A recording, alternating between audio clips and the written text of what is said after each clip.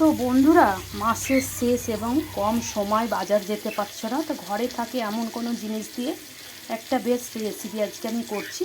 তো আমি সয়াবিন রান্না করব, তার জন্য আমার থাকছে এখানে সয়াবিন আছে 150 গ্রাম। আমি নুন আর গরম জলে সেদ্ধ করে রেখেছি।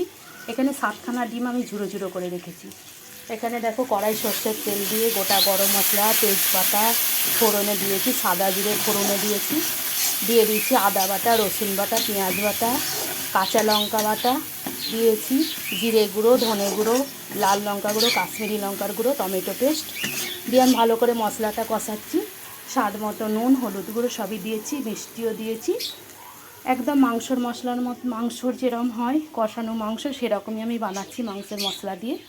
আর আমি এখানে একটা চিকেন মশলা ব্যবহার করব। তো এটা ঝোল করব না, গামাখা করব, কষা কষা। তো দারুণ লাগে খেতে, ভাত রুটি যেটার সাথেই খাবে খুবই ভালো লাগে। তো চলো আমি বানিয়ে নিই।